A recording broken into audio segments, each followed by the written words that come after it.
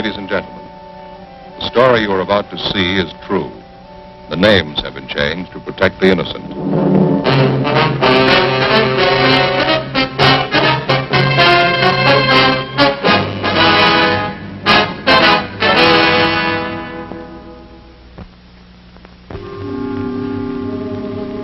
This is the city.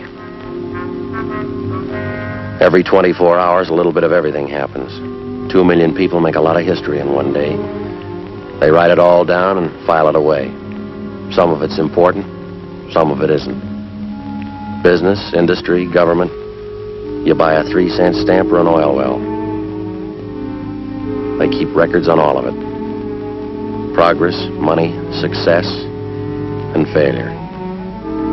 A complete history of every day. Some of it's public, some of it's personal. It's all written down. In my job, we catalog trouble. I'm a cop. It was Wednesday, October 6th. It was sultry in Los Angeles.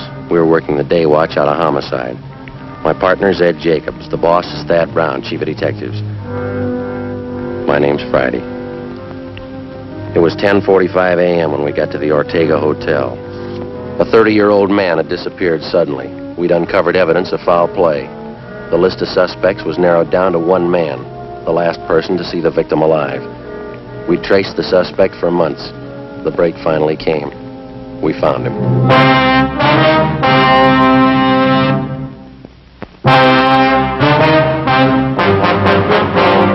Taking his time, isn't he? Yeah, you want to try it again? Yeah, all right. Yeah? Police officers. Your name Henry Ross? Get it, Ed. Watch it, Ed.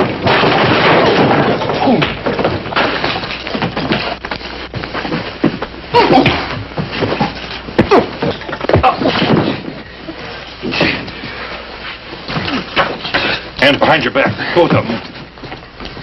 Sit down in that chair. What is this? You guys really cops? No fooling with you cops. I thought you were faking. I showed you my card at the door. Yeah, I thought you were faking. That's the truth. There's a couple of guys out to muss me up, and I thought you were them. Your name Henry Ross? Sure, that's right. No, I thought you were one of those mooches I had a fight with in the bar the other night. He said he was going to get a pal and come back and take care of me. Yeah? Well, sure, I got no reason to fight cops. Didn't do my room any good. The landlady's going to scream. All right, you want to finish up dressing? I want to talk to you downtown.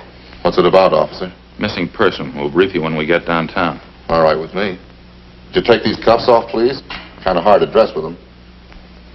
All right, bend over.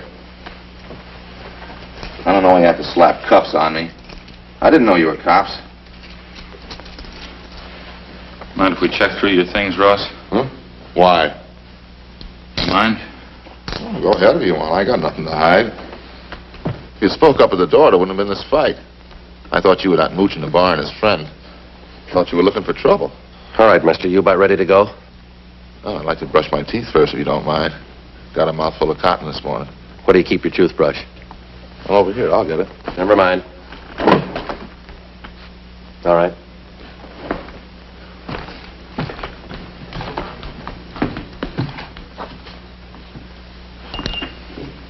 Can you turn on the water tap? You can make out. Nothing, Joe. Pretty clean. Of course I'm clean. I'm on some toothpaste. What'd you expect? Anybody can make a mistake. I didn't know you were cops. Henry Ellsworth Ross. That's your full name? Yeah, that's right. I hardly ever use the Ellsworth. Lousy name, huh? Well, what's the picture of all this, officer? We told you. Missing person. We'd like to talk to you about it. Don't think I can help you. Nobody I know's missing. How about Paul Davis? Davis? Yeah, I knew it, Davis. Don't know if his name was Paul, though. Have been gone a long time, this guy, Davis? Yeah, that's right.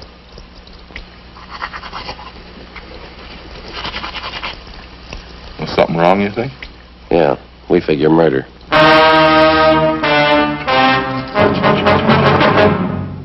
After going over his room thoroughly, we took Henry Ellsworth Ross back to the city hall to the interrogation room. He was a longshoreman by trade. Among his friends and acquaintances, he was known as a heavy drinker and a man with a violent temper. Ed and I questioned him for half an hour. We got nowhere. I'll tell you the truth. I just don't know what you're getting at. I think I knew a guy named Davis, and that's about as far as it goes. You sure that's all you have to tell us? Of course I'm sure. Now, look, I got a right to a lawyer if you're going to stand there and throw a lot of charges at me. We're not throwing charges at you, Henry. We got a missing persons case. Like to have you cooperate. That's about it. Well, I'd like to, but I can't. Paul Davis. Just a name to me. Maybe I know him. I don't know. You got that report there, Ed? Yeah. That's it. Thank you.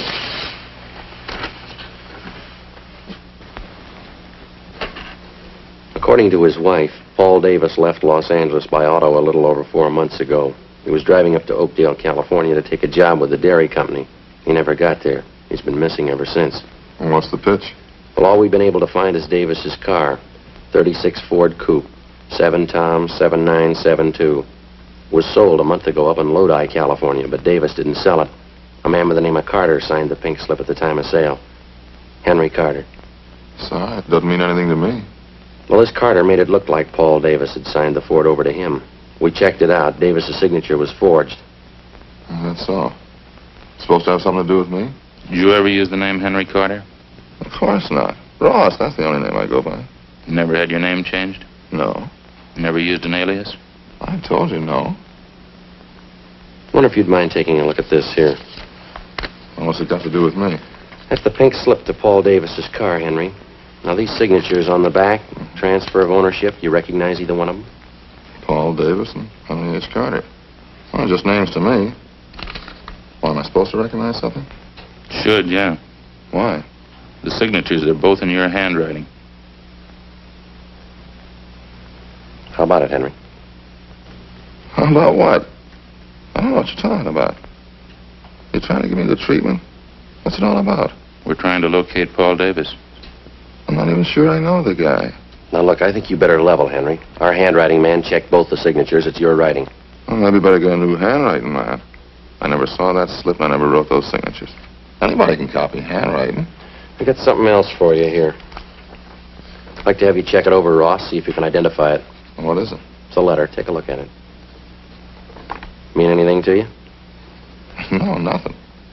Hope you're not going to tell me that's my handwriting. That's what the report says. That's crazy. I never wrote like that in my life. All the writing characteristics match up, same as the signatures on the pink slip. All right, maybe they are the same. I didn't write one, though. I never wrote like that in my life.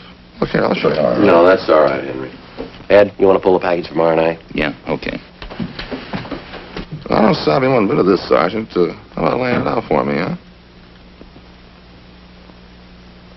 You can see the name there at the bottom of the letter. Now, it's signed Henry Carter, same as the pink slip. That doesn't mean anything to me. That letter was sent to the wife of Paul Davis about 9 weeks ago. That says there that Davis supposedly was too busy to write his wife, so he had this Henry Carter send a letter. He also writes that Davis sold his car to Carter. Somebody trying to cover up, huh? Yeah, we think so. We think it's Henry Carter. This guy Davis been gone 4 months? That's right. You said you thought Davis was murdered. How come? Just an idea. Oh. 8 men have disappeared from around here in the last 14 months, just like Davis. 6 more up in the San Joaquin Valley, same way. They took off alone on auto trips. Never seen again, not a trace of them. Here you go, Joe. Yeah, thanks. We've got your record here, Henry, from Baton Rouge. We sent to Sheriff Clemens for it. Look, do we have to drag all that out again? It's past. There's just one thing we had to check out, Henry. Now, you told us that you never used an alias, is that right? Well, all right, I have. I didn't know what you were getting at. I didn't figure it was any use in dragging out dirty laundry again. I asked you if you ever used the name Henry Carter. Yeah, okay, I used it. It's a common name. A lot of Henry Carters around. We only know one who fits your description. Well, I'm clean, you know that. Smoke, Henry? No. Joe? Thanks.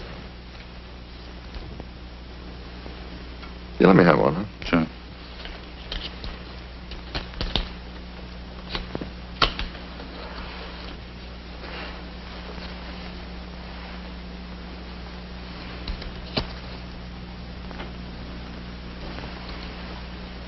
Henry, we rode this thing for 4 months all over the state, and I'll tell you what we got. We'll let you make up your own mind. It's not my writing. On June 4th, Paul Davis left Los Angeles in his car, headed up for Oakdale. Late in the afternoon, he stopped for gas at a service station just beyond San Fernando. The attendant says a man was with Davis. You fit that man's description, Henry. Yeah? I seen monks like that in court. They get on the stand, I can't even remember their name. A couple others. You and Davis stopped for a hamburger just outside of Gorman. There's a man there. He remembers you, too. You stopped again in Bakersfield, picked up a quart of oil for the car. You and Davis had a Coke. That's the last time he was seen alive. That makes me a killer, huh? A month after that, the pink slip of Davis's car came through DMV up in Sacramento. That was for the transfer of ownership from Davis to Henry Carter, both in your handwriting. A couple of weeks later, Mrs. Davis got that letter. A month ago, Davis's car was sold to a dealer up in Lodi. Yeah? We found the dealer. Ross showed him your mugshot. He says you sold him the car. That all? No, that's just the main part. There's more. We've been on the road a lot. We followed you from here to Sacramento and back, Henry. Every stop, every detour. Took us a long time. Yeah, guess it did. What'd he say, Ross? Nothing. All right. Any way you want it, Henry. Yeah, I guess you worked hard on it, huh? All over the state. That's right. Must be pretty hot up in the valley. Summertime. Dusty, huh? We made out. And I never been up in the valley in summer. Too hot for me. We got people who saw you up there. You know, what's it prove? 10 people and some handwriting samples. You can't build a case on that. You know that, don't you? We're gonna try. You think I murdered Davis?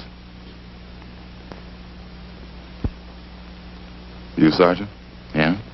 You think I murdered those other guys, too, huh? Oh, what was it, 10 or 12 of them? We're asking about Davis. You think I killed him? Well, tell me the truth, do you? You think I murdered Davis? Yeah, I think you did, Henry. Uh-huh. And you know as well as I do, there's only one way to prove it. Yeah? Find his body. 1:15 p.m. Ed and I took Henry Ross out and fed him some lunch. Then we took him back to the city hall to the interrogation room where we continued to question him. He was relaxed and he talked a great deal about everything but the disappearance of Paul Davis. He didn't seem anxious to get away. He made no demands for an attorney to represent him. He told us about different homicide cases that he'd read up on. He asked us about the 12 men who disappeared in the past months in the same manner Paul Davis had. Was there any trace of them at all? Did we have any leads? We finally got around to asking him if he'd submit to a lie detector test. He seemed taken by the idea and agreed to it almost immediately. We made up a list of key questions. Ed called Sergeant Berger and made arrangements for the test. At 5 p.m., we took the suspect to the 3rd floor of the old city jail where Sergeant Berger gave him the polygraph test. When it was over, we brought him back to the interrogation room. The questioning continued. Ross kept talking. We let him talk. 8 p.m. He was still going strong. You remember the Wilson case back in 34, don't you, Sergeant? Woman killed her whole family. Big case. You remember it? Yeah. Pretty tragic. Not a hobby of yours, Henry? Collecting murder stories? No, I just read them. I remember them. Guess I can remember every murder case in the past 15 years. That's so. Well, sure, just about all of them. I guess it's kind of a hobby. I get a big kick out of it. Joe, see you, man? Yeah.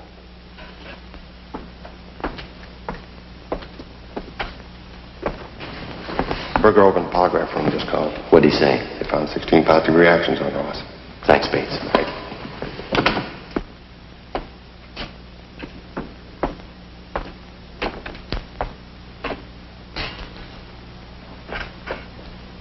You know, there's one thing I get a real kick out of. These detective magazines, mystery stories, you know, the way they make out the murderer. How do you mean? Well, you know, they always build it into something big. Somebody's always killing somebody else for $1 million or maybe over some woman, some beautiful woman. Same with the movies. That's where they get it all mixed up. I don't think I follow you, Henry. Sure you do. Every time some guy writes a murder story, he's got to build up a big reason for the killing. Well, it generally works out that way, doesn't it? Why? I'll bet there's 1,000 murder cases in your files without a reason. Some people kill, that's all. I've heard about lots of them. Sure, they just want to kill and they go ahead and do it. Maybe for a few bucks, maybe for nothing. They just do it, that's all. That's so. Well, sure. You know that. Like this thing you've been talking about. 10, 12 guys disappear. They got a few bucks, maybe they got nothing. Somebody plows them under, that's all. No big reason, they just do it. So 12 guys are gone. Doesn't mean anything. Is that how you figured it, Henry? Huh? Phone call a minute ago. That was from the man who gave you the lie detector test. Oh, that right? How'd it go? Well, he just finished going over your graph. You got 16 positive reactions. Yeah? What would that mean? You lied, Henry. 16 times. Is that right? Yeah, but I told him to get a new machine. I lied all the way through. Mind telling us why? No, I don't mind. I guess I knew you'd find out. Well, let's go out and get something to eat first, huh? Hungry. We better talk a little more, Henry. Now, let's go. I'll tell you while we're eating. Bring a pencil and I'll draw you a map. A map of what? The canyon, where I buried him.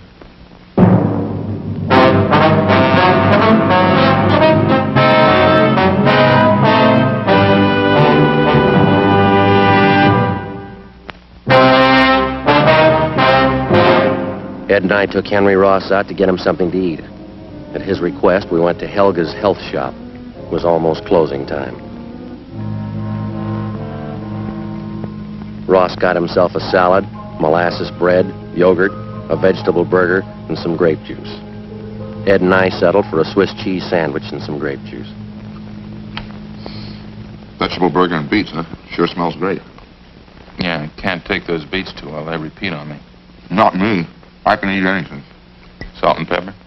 Yeah, thanks.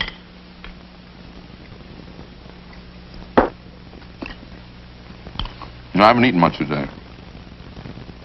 Hey, did you get your sandwich made with molasses bread? No, wheat germ bread. Oh, you should have got molasses bread. Real blackstrap molasses.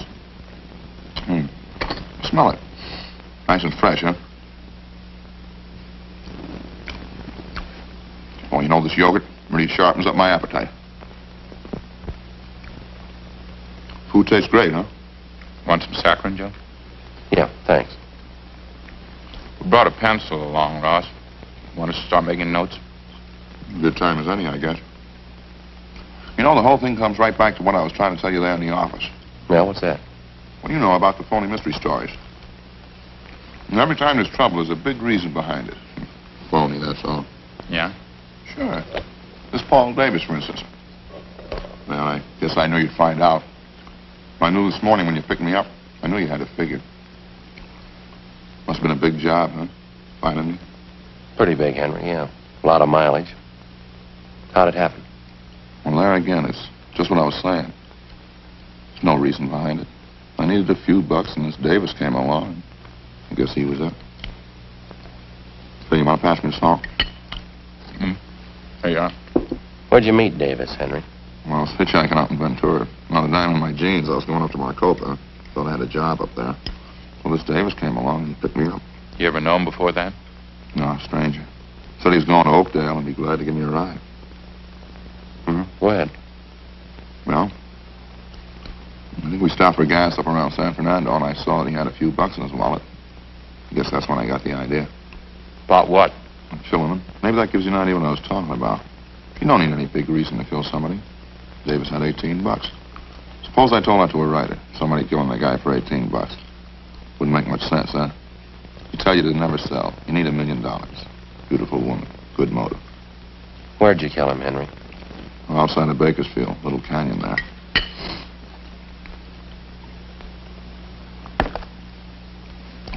And picked up a fifth of sherry in Bakersfield, and I got Davis to drink some on the way.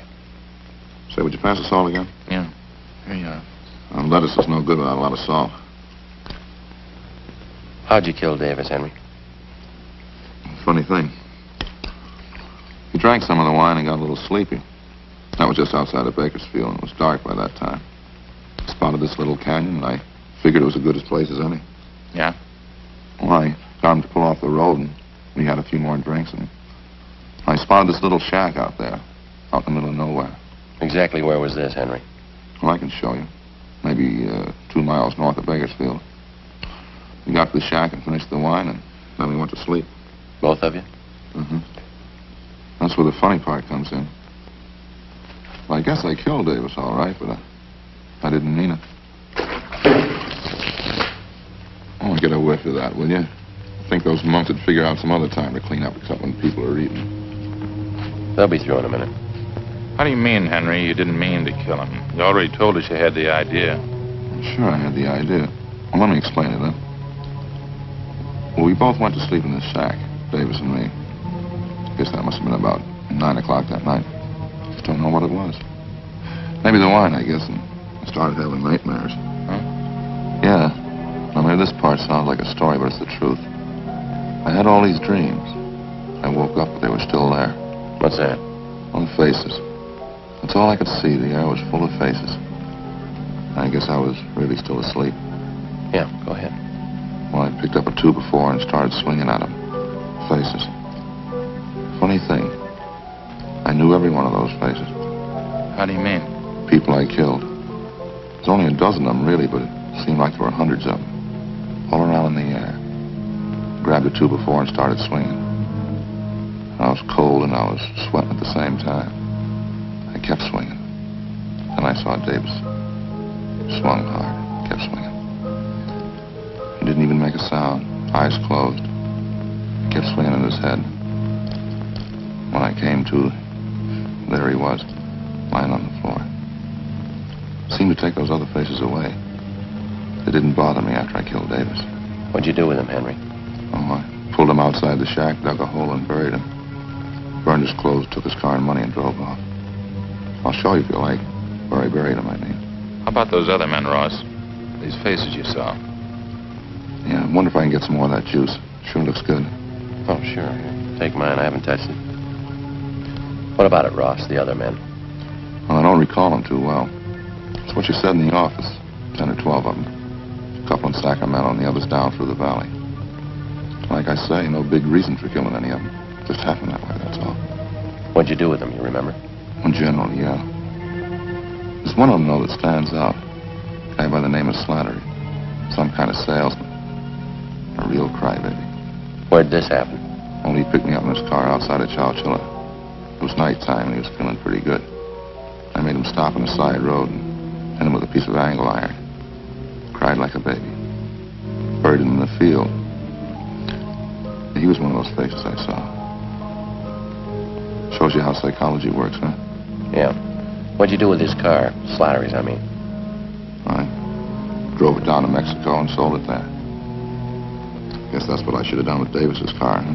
Those killings of yours, Henry. You got any more you want to tell us about? I told you already.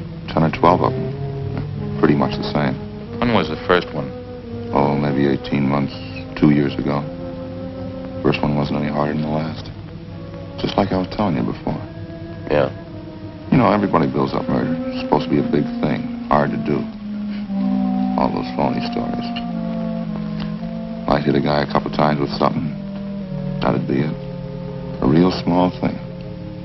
Didn't change me any. That's why I say it's all built up. You ever been treated for any mental sickness, Ross? No, why? You ever been examined by a psychiatrist? No. After you killed these men, did it bother you at all? Oh, just that one dream. The time I was with Davis. That's about it. Oh, sure a good meal, Sergeant. Thanks a lot. Yeah, okay. Ready? Let's go. We go back to City Hall now, huh? Yeah. You ready to give us a statement now? All right. I had an idea you'd find me. I guess I always knew you'd find me. Yeah. Well, I guess I proved my point anyway. It's all built up. What is? Well, murder, killing somebody. Those phony stories, it's all built up. It's just cheap. You got it wrong, Henry. Huh? Wait till they read you the bill. Come on, let's go.